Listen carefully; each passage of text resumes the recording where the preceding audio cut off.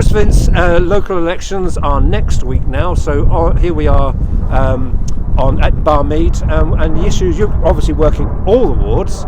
What's coming up? Yeah, we're trying to talk to many residents as possible to show that we're out listening to them and listening to the concerns they've got. I mean, there's a number of issues and concerns that residents have got. There obviously the pothole always comes up, and the state of the roads is always a big issue. I think there's a big statement from the town's MP about fixing the potholes, but actually people are quite cynical of that, and also have seen that actually a lot of the areas, a lot of the estate roads haven't been looked at. So I think that's a big concern. From our point of view as a district council, they're concerned about generally just the state of the town and things getting done. I think they felt that things have slowed down on the repair front, and also in terms of the landscaping and getting things done around the town. So they're sort of the big issues they've come up with. Also they're talking a lot about national issues. It's very clear that people are really struggling, and the cost of living crisis. We spoke about this last year and said we felt it was only the beginning. We were right, weren't we, sadly? More and more people are struggling, and as I've said to you before, you only have to walk past St Paul's Church on a Thursday to see the number of people that are queuing to use the food bank there. So I think a lot of people are worried about bills going up. I speak to people that are obviously private rented sector, that's gone up. We know that obviously the rent has gone up for council homes, and also we know that people who are on mortgages are also really struggling, and many people are coming to the end of their fixed mortgage rates and really worried about the future. So it's very obvious that people are worried about their financial future and need support. Are you finding enthusiasm for Harlow Labour on the doorstep, or are you getting a curse on all your houses? Well, look, I'll be genuinely honest with you. People are really angry with the Conservatives first and foremost, and that is honest. And our role going out and talking to residents is showing that we are different, and we can be different. I think there is growing support for the Labour Party, and we need to continue to build that trust and work with residents. As I said to you before, there is an issue that when you get MPs like Boris Johnson, who have shown, in my view, disdain for the public. That's obviously my political view. It does have effect on all politicians, and there are people that do feel that they can't trust politics and politicians full stop. And as I say, part of the role that we have as local councillors of all political parties is being out there, talking to residents, listening to residents, and making sure we're actually acting and doing the best we can for those residents.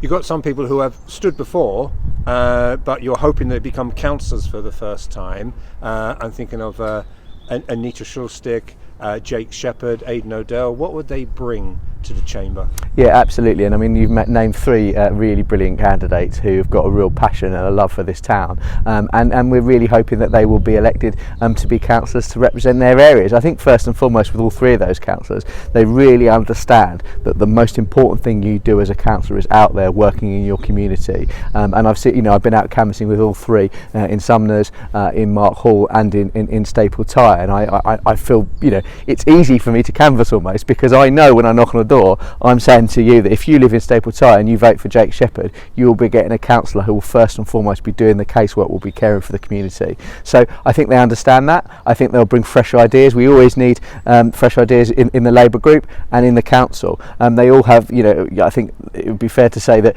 they're very passionate about the environmental issues. We know that Jean Clark, who's sadly standing down, who's been a champion of green issues for a number of years in Harlow Council, they're going to carry that baton for her. So I think they're going to bring some enthusiasm, but more than anything, they're going to be really hard working in their ward, working for residents. There's a campaign of debate, not hate. There's a campaign of respect councillors and what they say, and let's have a proper conversation. Putting that to the side slightly, though, is it hard to get people to stand for council, but also for a number of reasons? Well, I think you make a really a valid point, and I think part of the reason that we brought the motion to the council, and part of the reason that I as the group leader have supported alongside the leader of the Conservative Party and the youth council, and it's great to see them involved, is because we do want to encourage more people to be involved in politics. And I think you're right to say that actually a lot of people are put off for standing. I use, for example, if I may, my own wife, who is very politically engaged and knows a lot about politics, and I believe would bring so much to politics, but she said, I don't want to do it because I don't want to get involved in that sort of that to and fro and that sort of arguing side of things, which it can be quite ugly. And I think, I hope as leader of the Labour group, don't always get it right, and sometimes we do get frustrated and tempers do sometimes become frayed. We've always tried to be an effective scrutinising opposition, but also an opposition that could bring ideas to the table, and we did that with the Hope Not Hate motion, and also we did that more recently with the motion on multi-year funding for councils. There was a picture of the Tory candidate, a number of the Tories canvassing in staple tie with Robert Halfon, and one of your candidates made a reference to sort of white men.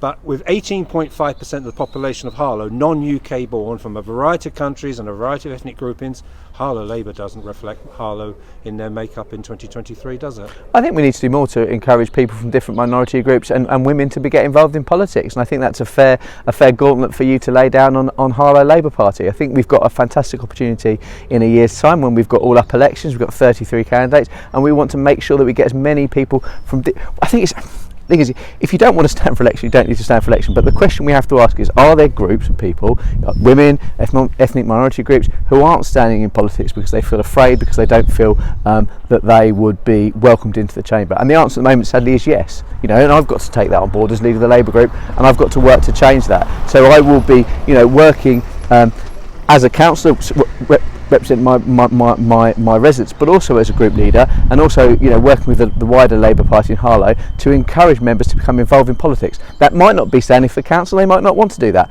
but actually encourage them to get involved in politics, involved with the political discussion.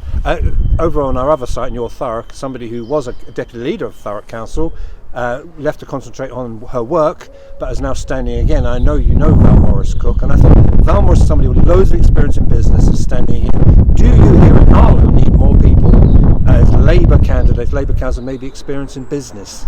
Well, I think actually we've got a real good range of people standing. I mean, you mentioned the three candidates earlier. Now, of course, two of those are teachers, secondary school teachers, although different roles. One's a science teacher, one's a geography teacher, but the other is involved in business. So I think we've got a fair range of candidates in terms of their background, and I think they all bring something to that. I'm currently working in the charity sector, so we've got people that work in the business sector, we've got people that work in the public sector, we've obviously got a nurse restanding again because she keeps having to stand, unfortunately, because of the political cycle in Toddbrook. So we have got, I think, a good range of people. So I don't think it's such an issue in terms of their background, but I think you're right to say we need to be working to encourage more people to be involved in politics.